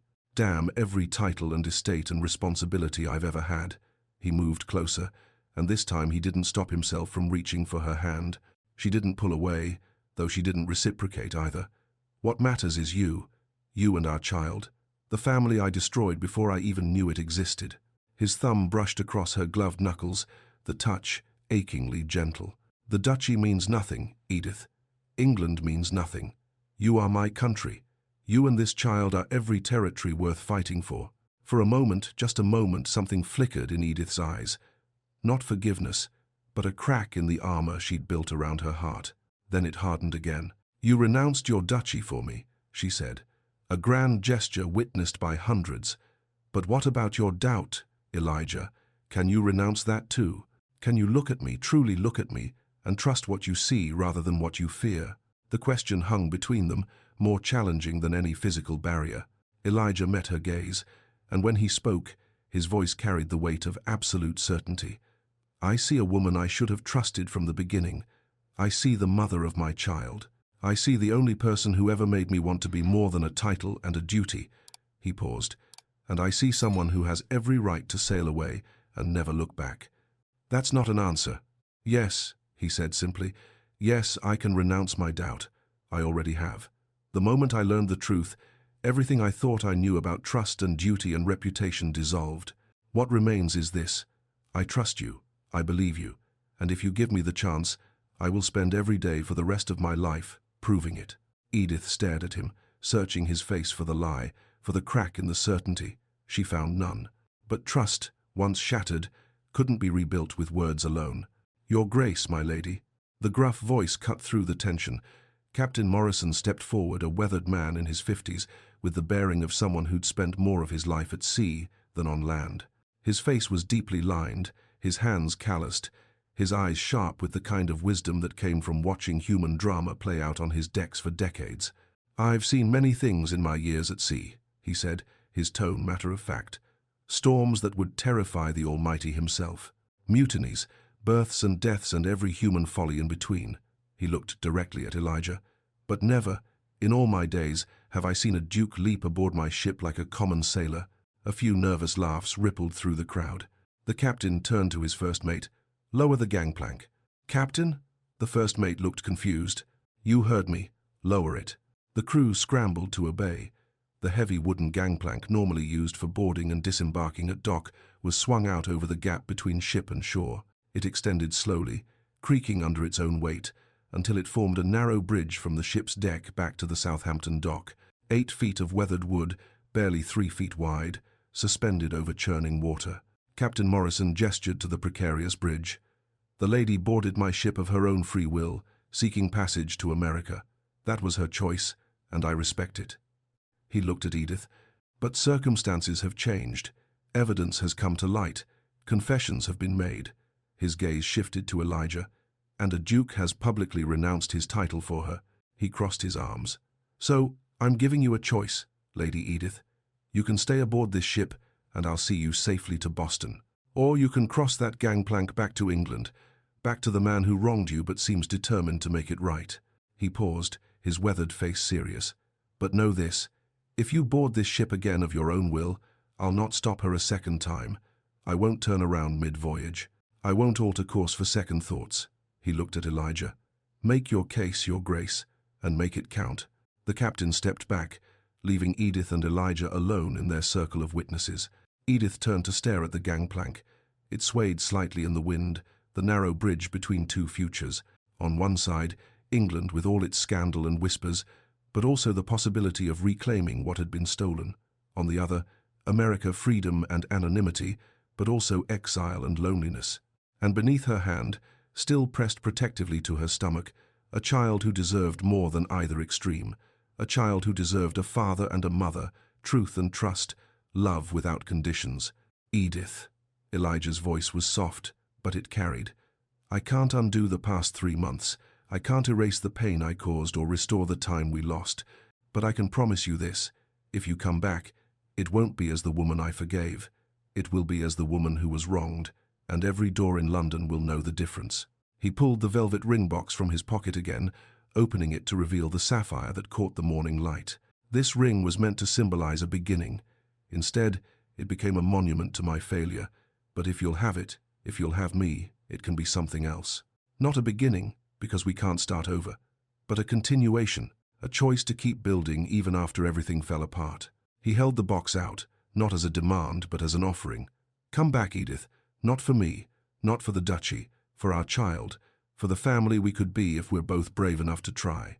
Edith looked at the ring, at Elijah, at the gangplank swaying between them. Her hand moved from her stomach to grip the ship's rail, her knuckles white beneath the torn gloves. The crowd held its collective breath, and the choice, impossible, terrifying, irrevocable, waited to be made.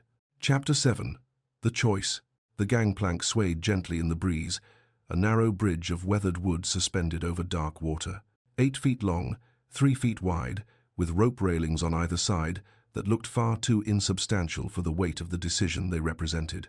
Edith stared at it, her vision blurring slightly at the edges. One path led back to England, back to Elijah, back to uncertainty, back to a society that had crucified her and would now, presumably, resurrect her with equal enthusiasm. The other path led to America, to freedom from scandal and whispers, to exile, but also to a loneliness so profound she could already feel its weight. Her hand moved unconsciously to her stomach again, a gesture that was becoming habit. Beneath the fabric of her traveling gown, beneath her corset and chemise, a life was growing. A child who deserved more than a mother's bitterness and a father's absence. But did that child deserve a father who had doubted its mother so completely? A father who had chosen reputation over trust, who had believed the worst without question. The wind tugged at her bonnet, and she reached up to steady it, buying herself time to think. Around her, The crowd watched with rapt attention, passengers and crew alike, all of them witnesses to a drama better than any stage play. "The child deserves a family," Elijah said quietly, as if reading her thoughts. "But more than that, you deserve justice. You deserve to be believed, to be trusted, to be valued for exactly who you are." Edith turned to look at him. He stood at the base of the gangplank, water still dripping from his coat, the sapphire ring box clutched in one hand. He looked nothing like the perfect duke she'd once known, the man of careful composure and aristocratic bearing. He looked broken, desperate, human. "Justice," she repeated, tasting the word. "Margaret will stand trial. My name will be cleared. Society will welcome me back with their hollow apologies and false sympathy." Her voice hardened. "Is that justice, Elijah, or is it just another performance? It's not enough." He took a careful step closer to the gangplank's edge. "Nothing will ever be enough to undo what I did, but it's a start. It's the truth, made public and undeniable." Edith looked back at the gangplank, then at the open sea beyond. "And what happens when the next scandal touches us? When the next piece of evidence appears, the next rumor circulates? Will you believe me then? Or will you—" "I will believe you." The words came swift and certain. "I will always believe you, because I've learned what it costs not to." Pretty promises. But there was less steel in her voice now, more exhaustion, more uncertainty. "Not promises? Vows?" Elijah's grey-blue eyes held hers, "the kind that can't be broken without destroying the man who makes them." Edith's fingers tightened on the rail. She was so tired. Tired of fighting, tired of defending herself, tired of carrying the weight of her innocence like a burden no one else wanted to acknowledge. But she was also angry, deeply, righteously angry at what had been stolen from her. "If I return," she said, her voice carrying across the deck, clear and strong enough that every witness could hear, "it will not be as your redemption or your second chance." Elijah went very still. "It will be as your equal," Edith continued. "I will not be the Duchess who was forgiven for sins she never committed. I will be the Duchess who was wronged, and every door in London will know the difference." She saw him absorb the words, saw the moment he understood exactly what she was demanding. Not forgiveness, not a return to what they'd had, but something new, something harder won, and more honest. "Then I will walk before you and open every one of those doors," Elijah said, and his voice carried the weight of absolute conviction. He moved onto the gangplank, taking several steps until he stood at its center, suspended between ship and shore. "I will proclaim your innocence in Parliament. I will stand before the House of Lords and every drawing room in London and tell them exactly what was done to you." The crowd murmured, shocked by the public declaration. "I will see Margaret tried and punished to the fullest extent of the law," Elijah continued. "I will spend every day, every single day for the rest of my life, proving that my doubt was my failing, not yours, that the scandal was mine to bear, not yours to endure." He held out his hand, though he was still too far away for her to reach it. "Come back, Edith, not as my forgiven fiancée, as my equal, as the woman I should have trusted from the beginning." Around them, the witnesses watched with bated breath. Somewhere in the crowd, a woman whispered, "She should make him suffer more. 3 months of hell, and he thinks one leap is enough?" A man's voice answered, "He jumped 6 feet of open water for her. He's renouncing his duchy in front of hundreds. That's suffering enough, I'd say." "It's not about suffering," an older woman interjected. "It's about whether she can trust him again." That, Edith thought, was the only question that mattered. Could she trust him? Not with her reputation or her social standing, those were external things that could be rebuilt or abandoned. Could she trust him with her heart, with their child's future, with the vulnerable, honest parts of herself that she'd locked away after he'd rejected her? She didn't know. But she knew one thing with absolute certainty. She couldn't make this decision based on fear. Not fear of more pain, not fear of society's judgment, not fear of being wrong. She had to choose based on hope. However fragile, however cautious, Edith took one step toward the gangplank. The crowd erupted in murmurs and gasps, every eye fixed on her as she moved to the edge of the narrow bridge. Elijah didn't move. He stood at the center of the gangplank, his hand still extended, and he waited. He didn't rush her, didn't call out encouragement, didn't make demands or promises. He simply waited, giving her the space to choose. Edith placed one foot on the wooden plank. It swayed slightly beneath her weight, and she gripped the rope railing for balance. The water churned 8 feet below, dark and unforgiving. She took another step, then another. The gangplank creaked with each footfall. The rope railing was rough beneath her torn gloves.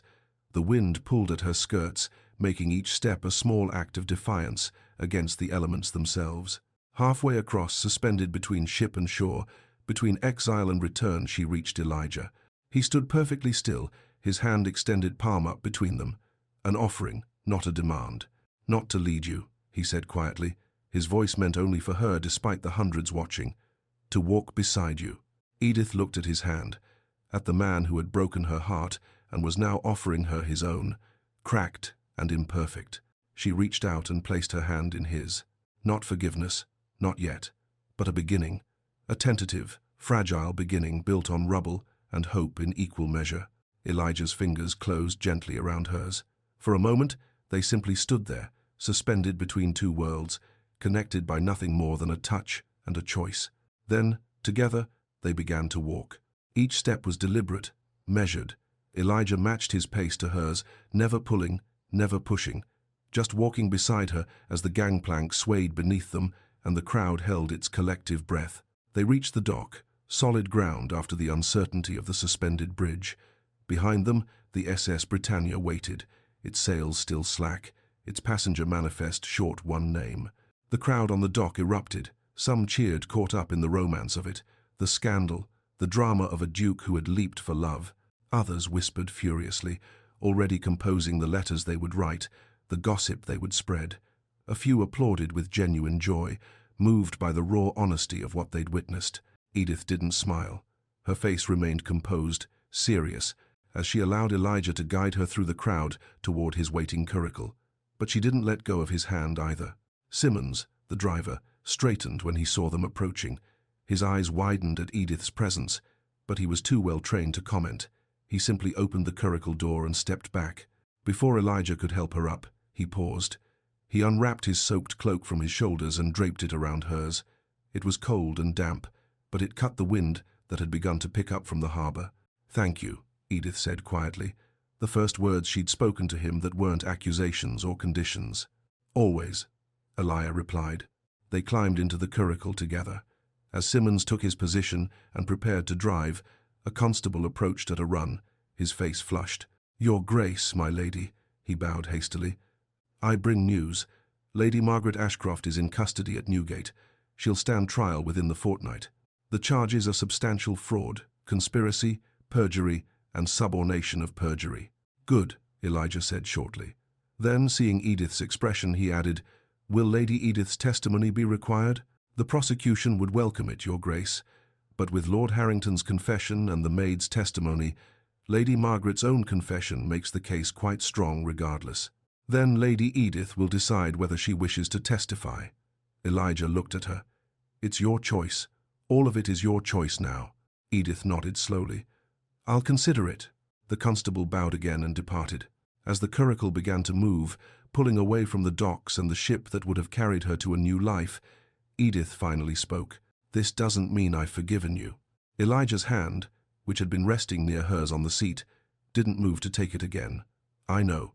It means I'm giving you the chance to earn it. Nothing more." "I know," he repeated, "but it means you'll let me try, and that's more than I deserve." The curricle rolled through Southampton's streets, past the warehouses and merchant shops, toward the road that would take them back to London, back to scandal and whispers and the long, difficult work of rebuilding trust from ruins. Edith leaned back against the seat, one hand still pressed protectively to her stomach. Through the fabric of Elijah's cloak, she could feel the faint, impossible flutter that might have been her imagination, or might have been the first movements of the life within her. Their child, the innocent party in all of this, deserving of both parents, deserving of a family built on truth rather than convenience. "I have conditions," Edith said. Elijah turned to her, his expression serious. "Name them. We don't marry immediately. I need time. Time to trust you again. Time to see if you can truly be the man you're promising to be." "Agreed. I want my own household until we're ready. Not the east wing of some estate where I'm hidden away. My own home, where I have autonomy and dignity. I'll purchase a townhouse in your name. Tomorrow, if you wish. And when the child comes," she hesitated, her hand moving unconsciously to her stomach again. "You will not question its legitimacy, not publicly, not privately. You will claim this child as yours without doubt or reservation." Elijah's eyes filled with tears the first time she'd seen him truly cry. "Edith, that child is mine, ours. I would claim it before God and every peer in England without hesitation." She searched his face for doubt, for the shadow of suspicion. Found none. "All right," she said quietly. "Then we try. One day at a time, one choice at a time, until either trust is rebuilt or we admit it can't be done." "One day at a time," Elijah echoed. "Starting now." The curricle rolled on, carrying them both back toward an uncertain future that might impossibly contain something worth fighting for. Behind them, the SS Britannia raised its anchor and prepared once again to sail. But its passenger manifest was lighter by one name. Lady Edith Ernest had chosen England, had chosen to fight rather than flee. Whether she had chosen love remained to be seen. Chapter 8. The Reckoning. 1 month later, the courtroom was packed to suffocation. Every seat filled, every inch of standing room claimed by members of London society who had come to witness the trial of Lady Margaret Ashcroft. The public gallery overflowed with spectators craning their necks for a better view, while outside, crowds gathered in the street, waiting for news. This was the scandal of the decade, a conspiracy involving a duke's cousin, forged letters, bribed servants, and blackmail. The newspapers had been breathless in their coverage for weeks, each new revelation more sensational than the last. Edith sat in the front row of the gallery, her back straight, her hands folded in her lap. She wore a deep blue gown, the color of dignity and mourning both, and her face was composed, though her knuckles were white where her fingers pressed together. Elijah sat beside her, close enough that their shoulders nearly touched, but careful not to presume intimacy she hadn't yet granted. Over the past month, they had existed in a strange liminal space, not quite together, not quite apart. He had purchased a townhouse for her in Bloomsbury, respectable and autonomous. He visited daily but never stayed past propriety's limits. They walked, they talked, they began, cautiously, to rebuild what had been shattered, but they had not yet married. Edith had been firm on that point. "Trust first," she had said, "then vows." Now, in the packed courtroom, they waited for justice. Lady Margaret Ashcroft stood in the dock, her face a mask of cold fury. She wore black mourning for her own downfall, perhaps, and her hands gripped the rail before her with white-knuckled intensity. When her eyes swept across the crowd and landed on Edith, there was no remorse in them, only hatred. The judge, Lord Chief Justice Abbott, called the court to order. The charges were read: conspiracy to defraud, perjury, and subornation of perjury. "How does the defendant plead?" the judge asked. Margaret's voice was clear and defiant. "Not guilty, my lord." A murmur ran through the crowd. Everyone knew she had confessed when first arrested. But now, in the formal setting of the court, she was recanting. The prosecution began its case methodically. First came Viscount Harrington, looking haggard and deeply ashamed as he took the witness stand. "Lord Harrington," the prosecutor began, "please tell the court about your interactions with Lady Margaret Ashcroft in January of this year." Harrington's voice was low but clear.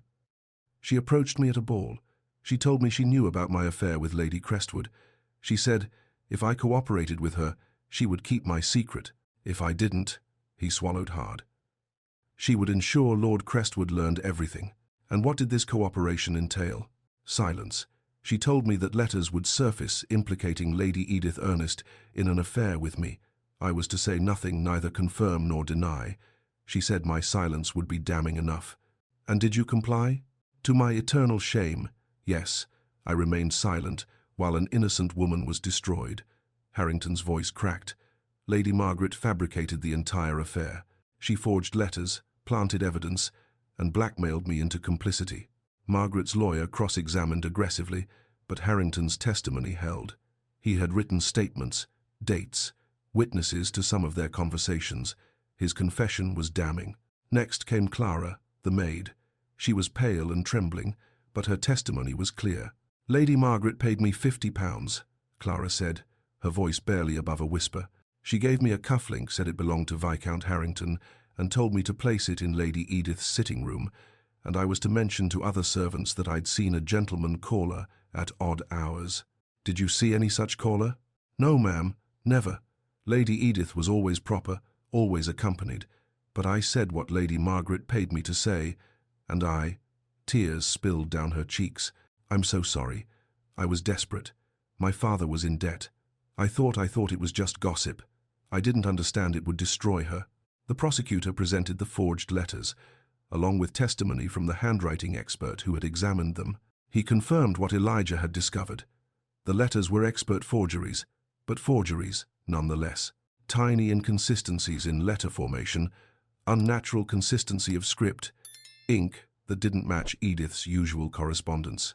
Finally, the prosecution read Margaret's initial confession given to the constable the morning of Edith's attempted departure into the record.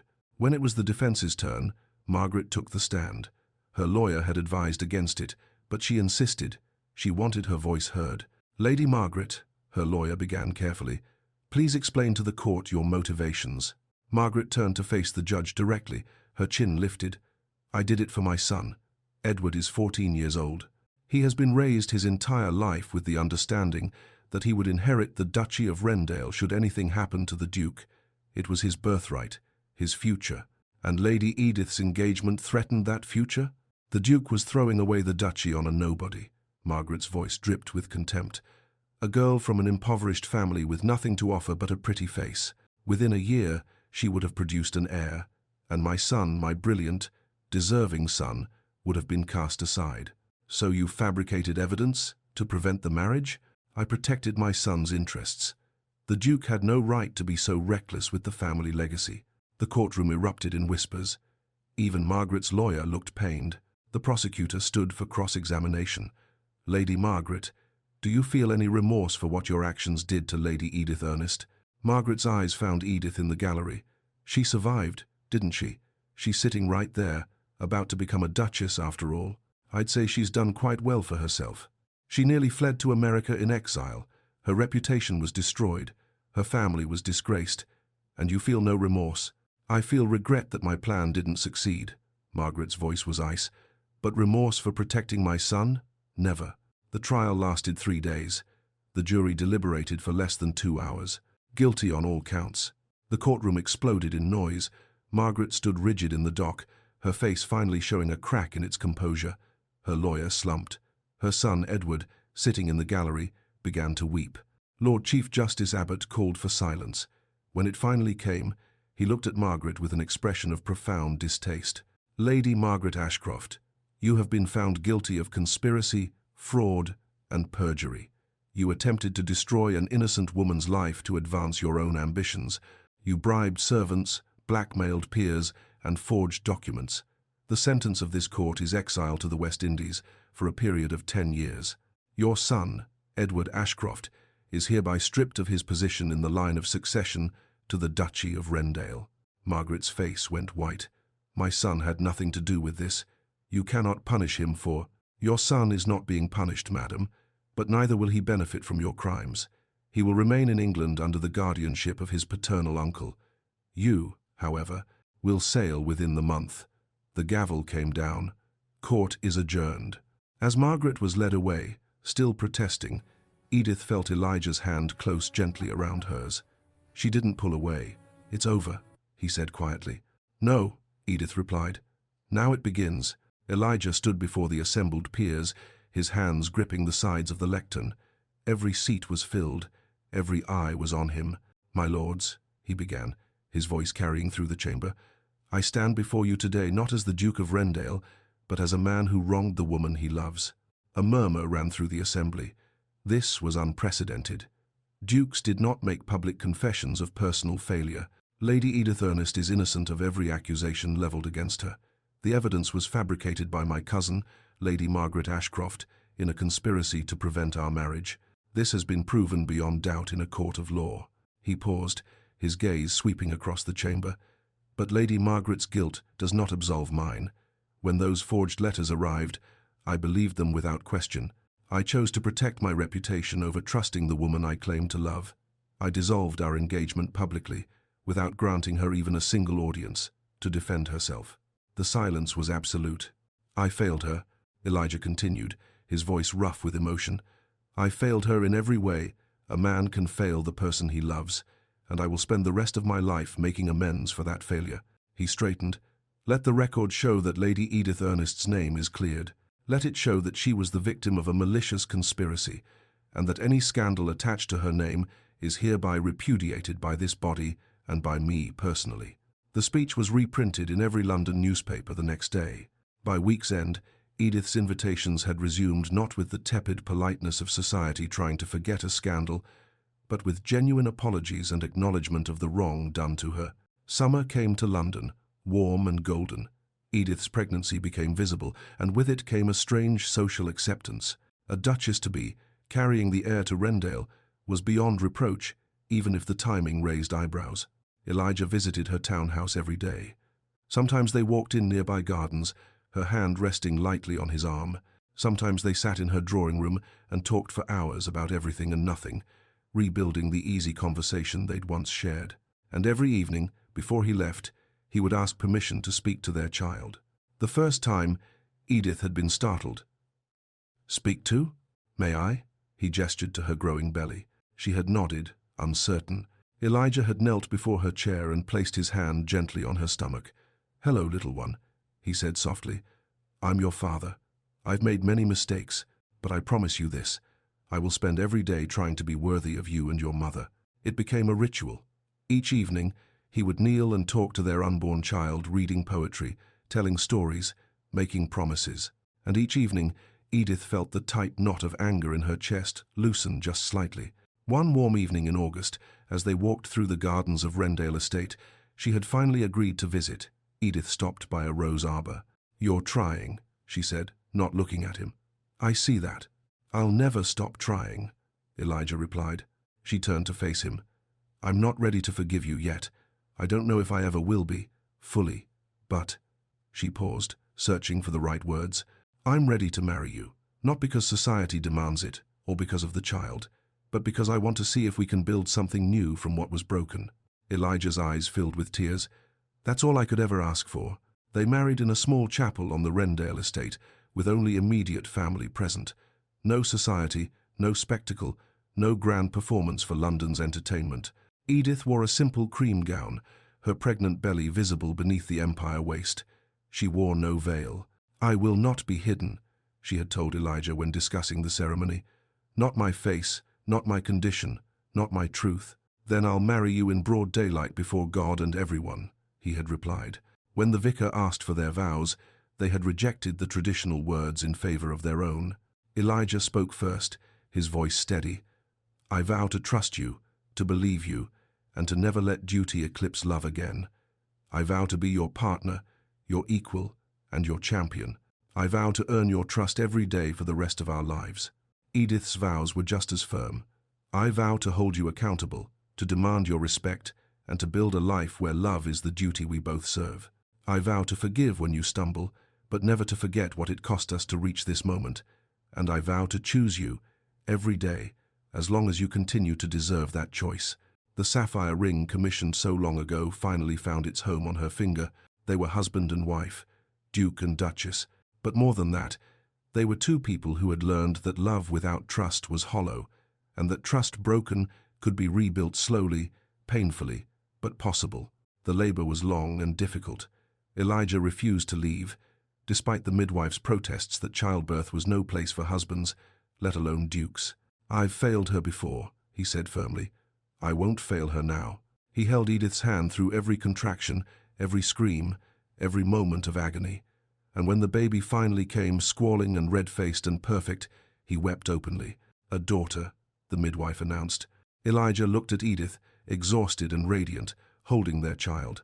"What shall we name her?" "Charlotte," Edith said without hesitation. "Charlotte Edith Walter." Elijah's breath caught. Charlotte, the name of his lost sister. The grief he'd carried for so long, transformed into new life. "Are you certain?" His voice was thick with emotion. "Named for what we almost lost," Edith said softly, "and what we chose to build." He bent to kiss her forehead, then gazed at his daughter. "A new beginning," he whispered. "Yes," Edith agreed, "for all of us." The spring sun was warm on the Southampton docks as Elijah, Edith, and Charlotte walked along the pier. Charlotte, now 5 months old with her mother's hazel eyes and her father's dark hair, was cradled in Elijah's arms, fascinated by the ships and seagulls. Edith stopped at the spot where the SS Britannia had been moored just over a year ago, the same dock where she had stood on the ship's deck, preparing to sail away forever. "I almost left from here," she said quietly. Elijah shifted Charlotte to one arm and took Edith's hand with the other. "And I almost let you."